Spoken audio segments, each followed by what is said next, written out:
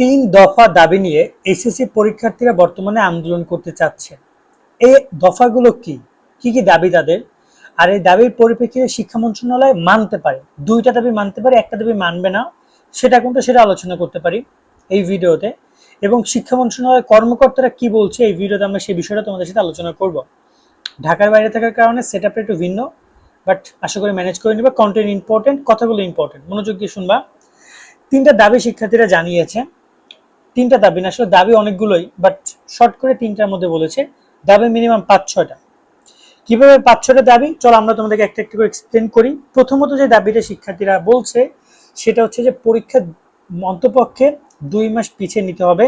কারণ হিসেবে শিক্ষার্থীরা বলছে যে এইচএসসি পরীক্ষা আমরা যে দিব 26 তারিখে, আমরা তার জন্য প্রস্তুত না। রাজনৈতিক কারণ, বন্যার কারণ, পারপার্শ্বিক সবকিছু মিলে আমাদের সময়টা চলে গেছে তাড়াহুড়া করে এবং বিভিন্ন কারণে নষ্ট হয়েছে। আমার মনে হয় আমাদের আর একটু সময় দেওয়া দরকার।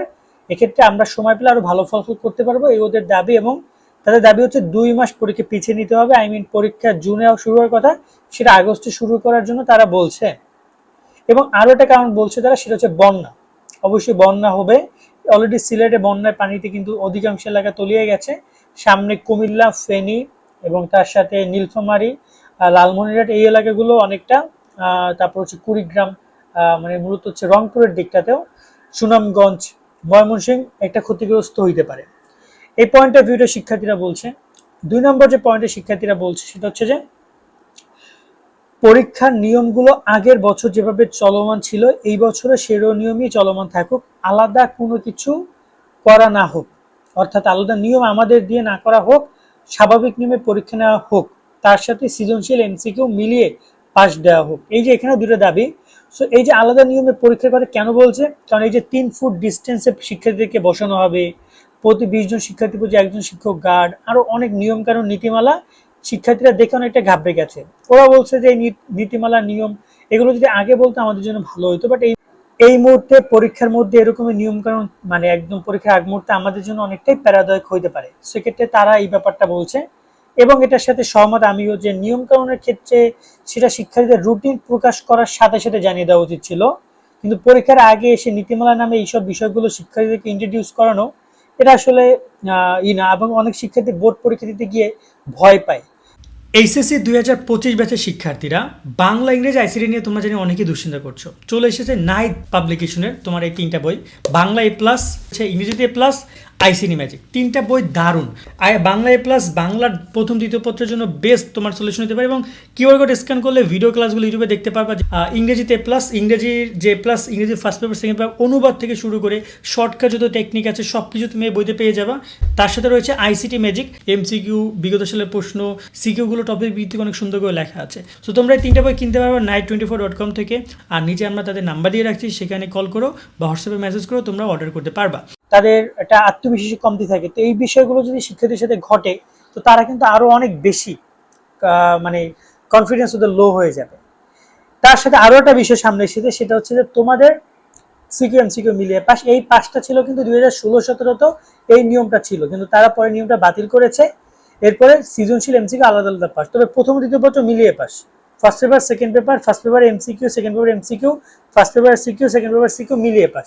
আইসিটিতে এই অ্যাডভান্টেজটা পাবা না, কারণ ICT first paper second paper নাই। তো এই দাবিটাও শিক্ষার্থীরা করছে। ওকে, এই ব্যাপারটাও গেল। এবং 3 নম্বরে যে দাবিটা শিক্ষার্থীরা করছে সেটা হচ্ছে যে যারা অকৃতিকার্য হবে তাদেরকে সাপ্লিমেন্টারি সিস্টেম পরীক্ষা চালু করার কথা তারা বলছে।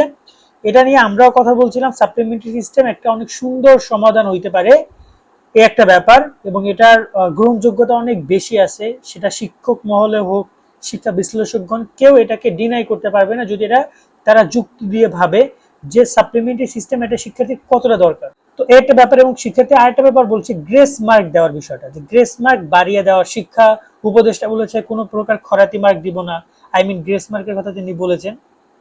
তো এটা নিয়ে শিক্ষার্থীরা অনেকে বলছে যে গ্রেস মার্কটা বাড়িয়ে দেওয়া উচিত। এখন সব মিলে আমি যদি বাদ দেই, 2টা দাবির কথা আগে ফার্স্ট আমি একটু তোমাদেরকে বলি, যে দাবিগুলো মানবে। মিনিমাম 3টা দাবি মানতে হবে। একটা হচ্ছে সিকিউ এমসিকিউ মিলিয়ে পাস, এটা নিয়ে অলরেডি কথাবার্তা হচ্ছে। সো তোমরা পজিটিভ থাকো, এটা একটা গুড নিউজ তোমরা পাইতে পারো ঈদের পরে। সাপ্লিমেন্টারি সিস্টেম ব্যবস্থা ইনশাল্লাহ আসবে, এই বছর থেকে তোমাদেরকে দিবে কিনা জানি না, কারণ এটা সিস্টেমটা খুব জরুরি। মানে এমন না যে তোমাকে 1 মাসের মধ্যে পরীক্ষা নিতে পারবে সাপ্লিমেন্টারি সিস্টেম নিয়ম চালু করে। এটার জন্য অনেক প্রিপারেশন বোর্ডগুলোর দরকার। সো প্রায় 3-4 মাস একটা প্রিপারেশন দরকার। সো ওই প্রিপারেশনটা দিতে হবে।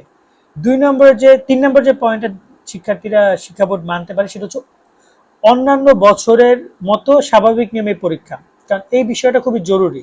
এই তিনটা দাবি মোটামুটি দেয় লজিক্যাল শিক্ষা বোর্ড মানবে বা শিক্ষা মন্ত্রণালয় মানতে পারে। মানবে না তাহলে কি?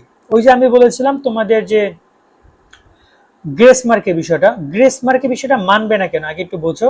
কেননা গ্রেস মার্ক কখনোই কোনো প্রকাশিত বা একদম নিয়ম ছিল না, এটা শিক্ষকের ভালো লাগা থেকে, শিক্ষক দয়া সূচক। গ্রেস মার্কের বাংলা কথা দয়া, মানে তুমি খয়রাতি যে বলেছে না শিক্ষা প্রতিষ্ঠানে, হ্যাঁ খয়রাতি করতেছো। খয়রাত করে যদি আমি যদি পাশ করি, আমার যদি একটা বছর নষ্ট থেকে বেঁচে যায়, তাহলে খয়রাত ভালো।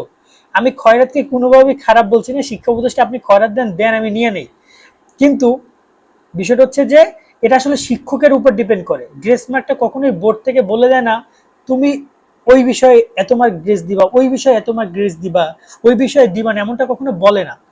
এটা শিক্ষকের মন মর্জির উপর ডিপেন্ডেন্ট। ওকে, সেই ব্যাপারটা কখনো তারা মানবে না, কারণ এটা কোনো নিয়মই নেই। সেটা শিক্ষা বোর্ডের শিক্ষা উপদেষ্টা বলেছেন এটা শিক্ষকদের উদ্দেশ্যে, এবং শিক্ষকদেরকে একটা কড়া বার্তা দিচ্ছেন যে শিক্ষকের খাতা দেখার জন্য এগুলো না করে। বাট যদি তিনি এই কথাটা বলে যে না ঠিক আছে তোমরা টুকটাক গ্রেস মার্ক দিতে পারো, তাহলে সবকিছু স্বাভাবিক। আর পরীক্ষা পেছনের দাবি, এই দাবিটা শিক্ষা বোর্ড মানবে কিনা এটা নিয়ে অনেক কনফিউশন তৈরি হতে পারে। ছোটখাটো আন্দোলন বা এইসবে শিক্ষা বোর্ড এগুলো মানবে না। কেন? কারণ পরীক্ষার সকল আয়োজন অলরেডি কমপ্লিট। তোমাদের যদি পরীক্ষা পেছনে নিয়ে সমস্যা ছিল, তোমাদের রুটিন প্রকাশ করেছিল 19 ফেব্রুয়ারি, এখন থেকে প্রায় 3-4 মাস আগে। তো তোমাদের যদি পরীক্ষা নিয়ে এই যে সমস্যা হয়, তখন তোমাদের এই বিষয়গুলো নিয়ে আওয়াজ দেওয়া উচিত ছিল। বাট লাস্ট মোমেন্টে আদৌ তারা পরীক্ষাটা স্থগিত করবে কিনা সেটা একটা বড় প্রশ্ন। এবং বন্যার কারণে অলরেডি অনেক এলাকার পরীক্ষা স্থগিত হবে, তুমি লিখে রাখো। তো তারা চাইলে পরীক্ষাটা পিছিয়ে নিতে পারে, বাট আলটিমেটলি তোমাদের পরীক্ষা পিছিয়ে নিলে তোমাদের বিশ্ববিদ্যালয়ে ভর্তি পিছিয়ে যাবে, তোমাদের ক্যারিয়ার থেকে সময়টা পিছিয়ে যাবে। তো তারা আসলে তোমাদের কয়েকজনের দাবির পরিপ্রেক্ষিতে পরীক্ষা পেছানোর ব্যাপারে সিদ্ধান্ত গ্রহণ করবে কিনা, এটা একটা কোশ্চেন হইতে পারে।